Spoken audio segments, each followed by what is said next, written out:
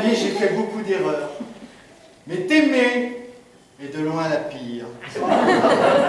Ce sentiment me refroidit malgré la chaleur de ce mois de mars. Et sache une chose, ma chérie, c'est quoi qu'il arrive demain, jamais, non jamais, je ne cesserai de ne plus t'aimer. Veux-tu divorcer? C'est le plus beau jour de Yes! Il est vrai que toi et moi, on a été heureux pendant 25 ans. Après, on s'est rencontrés. Et en fait, tu sais quoi? Notre plus grand malheur serait été de faire un mariage heureux. Ah oui, on n'aurait eu aucun espoir de divorcer aujourd'hui. Tu te souviens du jour du mariage? Si je m'en souviens. Oh, j'étais ni très motivé ni très à l'aise. J'avais l'impression d'être comme un cochon au-dessus des braises qu'on fait tourner avec une broche dans le cou. C'est chouillant. En tout cas, chérie, si notre amour nous a rendus aveugles, au moins le mariage, il nous aura rendu la vue. C'est vrai. En fait, si on réfléchit bien, c'est quand on se connaît enfin l'un et l'autre que l'on divorce. Ouais. Surtout qu'en plus, les torts sont partagés. Ah bah oui, carrément. Comme toujours. Bah oui. C'est 50% de ta faute et 50% de celle de ta mère. En plus, ma mère, qu'est-ce qu'elle est naïve. Oh, Tu te souviens, l'été dernier, quand je suis partie un mois toute seule au Club Med, ce qu'elle m'a dit? oh c'est une horreur. Ma pauvre fille, que tu es bête. Tu as pris une valise pleine de préservatifs. Tu n'as même pas de pénis. Oh, elle est plus conne que naïve, hein, ta mère, mais bon, c'est pas grave. Mais tu vois, à l'époque, j'avais cru que tu étais devenue bisexuelle. Ah bon, pourquoi? Ah, parce qu'on faisait plus l'amour que 2 fois par mois. Bah non, toi, tu avais toujours besoin d'une raison. Moi, j'ai juste besoin d'un endroit. Hein. C'est vrai que pour toi, l'amour, les préliminaires surtout, c'est le moyen pour toi de s'habituer à l'idée qu'on va s'ennuyer. Ouais, c'est sûr. Et pour le coup, qu'est-ce qu'on s'ennuyait? C'était génial. Bon, enfin en même temps, chérie, tu penses qu'à ça. Ah non!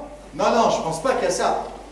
Je ne pense que à ça. Oui, c'est vrai, j'avais oublié que chez toi, le cerveau, il se réduit à un tout petit vestibule au sexe. Ouais, c'est bien possible, tu vois. Mais finalement, notre mariage, il aura du bon.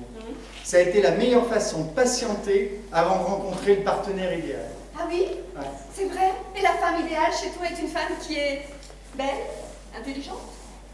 Ouais, un peu comme toi. Parce que je note que ce soir, tu es particulièrement en beauté. Qu'est-ce que ça doit être quand tu es en laideur?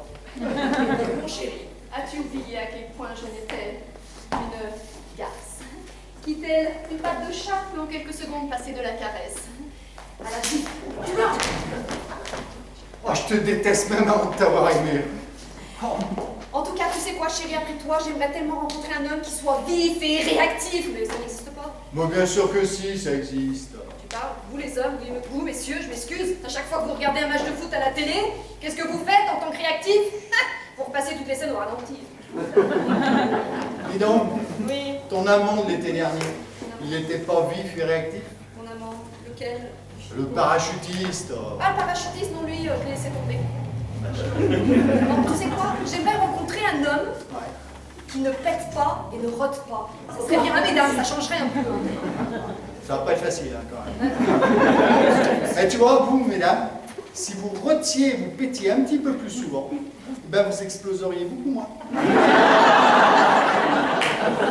Mais non, mais attendez, mesdames, vous êtes d'accord avec moi? Pourquoi on explose? Hein? On exploserait peut-être moins si vous racontiez moins de mensonges. C'est pas faux. Mais n'empêche que nous, les messieurs, on raconterait vachement moins de mensonges si vous posiez moins de questions. Moi, chérie, je ne me pose jamais de questions, jamais. Je me demande bien d'ailleurs pourquoi. Si, tu sais quoi? Je me suis souvent demandé si tu n'étais pas atteint de diarrhée mentale. Bah oui, parce qu'à chaque fois que tu as une idée pour sauver notre couple, c'était de la merde. C'est bien possible. En tout cas, ce soir, mon amour, je te propose de remettre ton alliance dans la boîte et scellons notre divorce.